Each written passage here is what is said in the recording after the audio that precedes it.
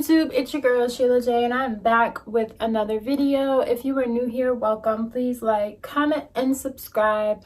Don't forget to turn on your bell notifications so you can be notified every single time yours truly uploads new video. If you are not new here, welcome back, but you always come back because I am everyone's favorite everything, your favorite YouTuber, and everything I touch always turns to gold. And I am a powerful, thoughtful, I'm not. I am a powerful, joyous, trusting leader.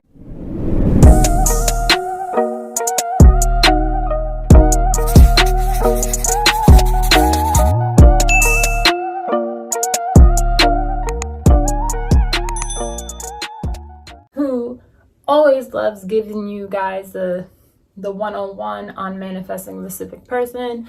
And if you are manifesting the specific person, I'm here to tell you that it literally says in the Bible that God will, if you pray to him, God will literally restore your relationships. With that said, I'm so tired of people with limiting beliefs talking about you can't manifest a specific person and all this extra stuff, when it literally says in the Bible, God will literally restore your relationships. And I don't mean to bring the Bible into this, into the whole law of assumption or law of attraction community, but I think it's about time I bring some of my faith into this, because I kid you not, every single time I have manifested every single one of my specific people back, it was because I went to God and I prayed to God. The only thing that I'm doing differently now is listening to subliminals and affirmation tracks and actually working on my self-concept. Other than that, in the past, all I did was pray for restoration, because God is in the business of restoring relationships. He's not in the business of relationships failing. He wants your relationships to be successful, but they fail because of our fear. They fail because we're not acting with love and forgiveness and empathy and compassion. So this video may be a rant video because it's for you guys, but it's also a little like 101 for the people who keep saying that you can't manifest a specific person. It says in the Bible, go look it up. And I'm going to give you 11 Bible verses that literally show that it's possible.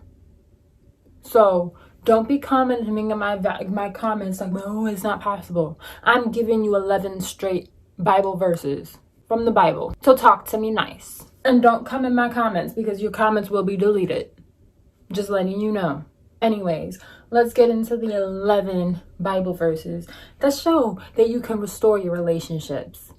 Your relationship with your specific person, relationship with your friends, your husband, your boyfriend, whoever it is. If you want it, you desire it, you can have it.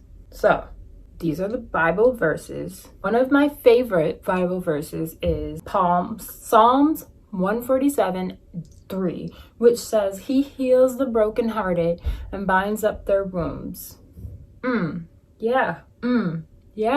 He heals the brokenhearted and binds up their wounds. And last time I checked, God is in me.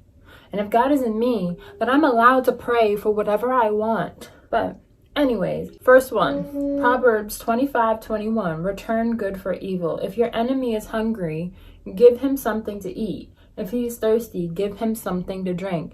In doing this, you will heap burning coals on his head. This particular Bible verse, all it's saying is you're paying back good for evil deeds. You're literally showing that Christ is in you. God is in you when you're doing a good deed. So even though your SP might be treating you one way, you're still going to show them love, kindness, and don't be petty to them. So you're going to treat them how you want to be treated. How you want your SP or anybody in your life to show up for you, you're going to treat them with that same love and respect. So I appreciate people coming in comments and being rude and disrespectful. If you want people to respect you, you have to show respect. It's okay to have your own opinion, but don't be telling people what they can and cannot manifest, because that's not okay. Number 2, Ephesians 4:29. Your words can either build up or tear down. Do not let any unwholesome talk come out of your mouth, but only what is helpful for building others up, according to their needs, that it may benefit those who listen. Us choosing to see our SPs or anyone in our life in a new way and choosing to build up someone in a positive way instead of tearing them down with the words that we speak, it's not a bad thing. So we can choose to speak kindly to somebody and say, okay, this person is nice. They're just going through something. We're not going to take this personal. But choosing to talk down on somebody just because you don't like them, or you feel triggered, or your insecurities are talking, or whatever the case may be, it's not okay. Just because you can't do it doesn't mean the next person can't. So yes, this is like a little bit of a rant video at the same time. So excuse me for catching an attitude, because I'm tired of people telling people what they can and cannot manifest. Like, the words that you speak have an effect on your relationship. So when push comes to shove, if you're going to speak badly upon somebody, what do you expect you're going to get? But if you're choosing to see somebody in a positive way and choosing to speak words and life into somebody, you're going to get exactly that. Our ability to use words rightly can either strengthen or weaken our relationships. Many relationships may have been broken due to the inability of one to control and use words wisely. Words are very powerful. It's capable of either building up or tearing down. It was the only tool used by God in creation. It has the power to build or destroy our relationship if not used properly.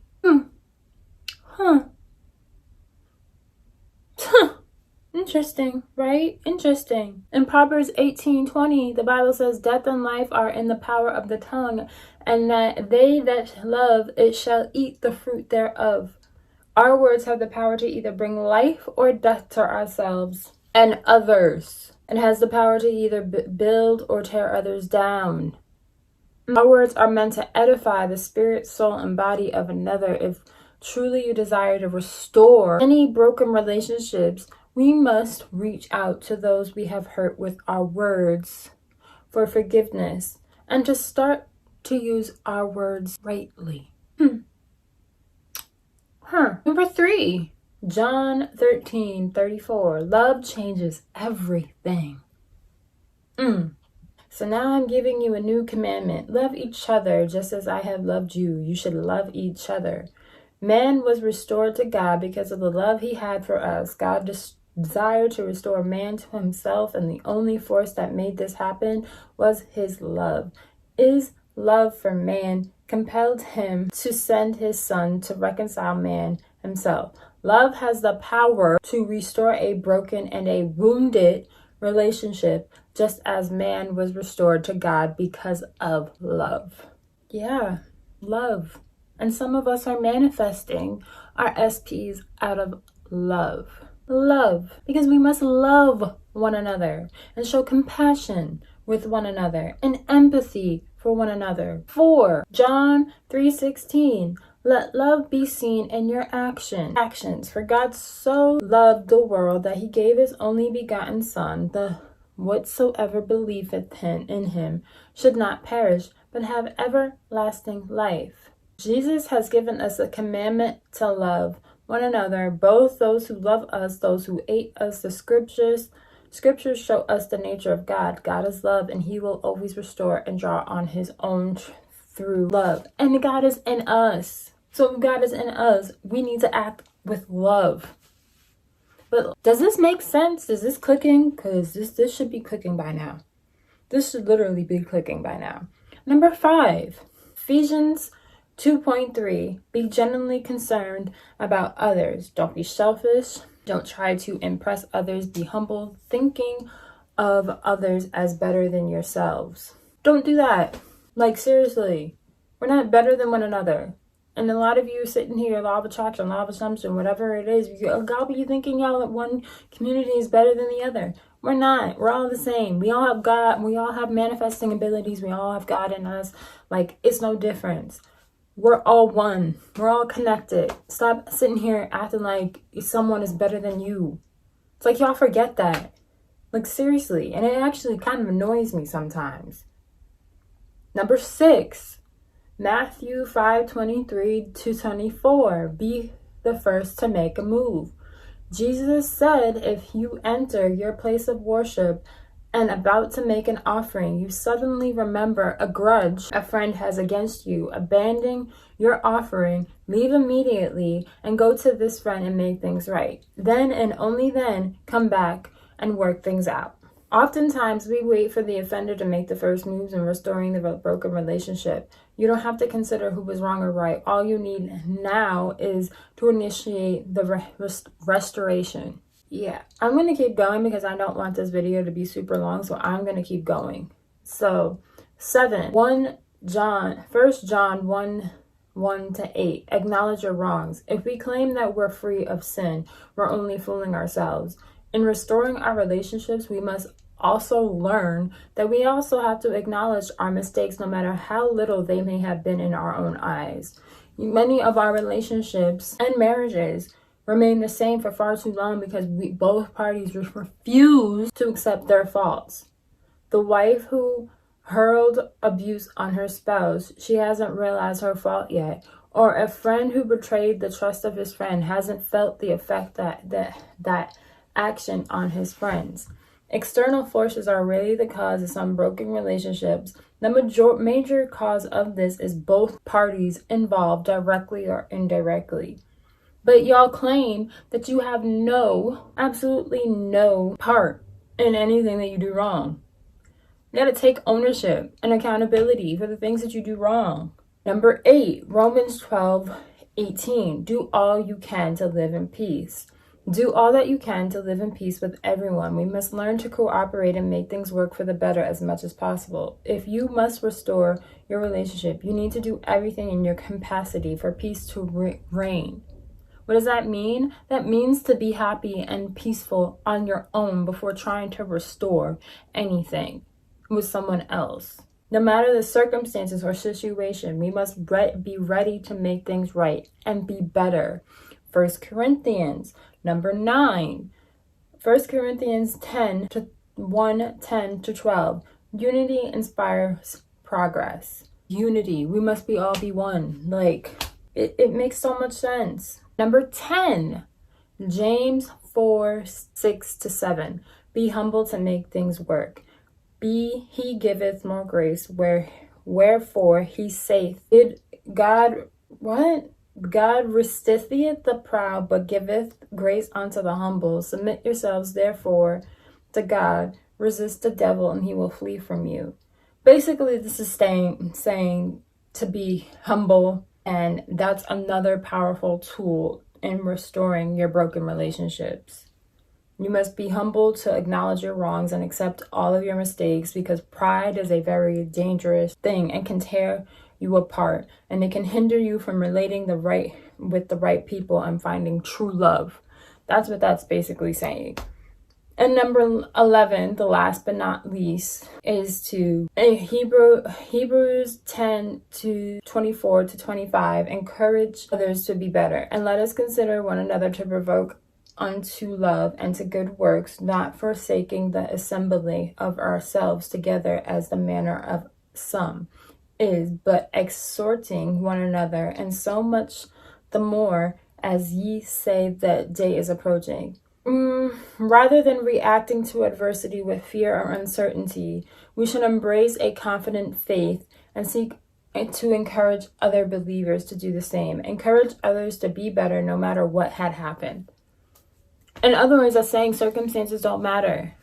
And that if you want change, you have to be the change. That's what that's saying. So I hope this helped you understand that in the Bible, there's literally Bible verses that are backing up that you can manifest your specific person and that you can restore your relationship. So for anybody who's telling you can't do that, show them this video.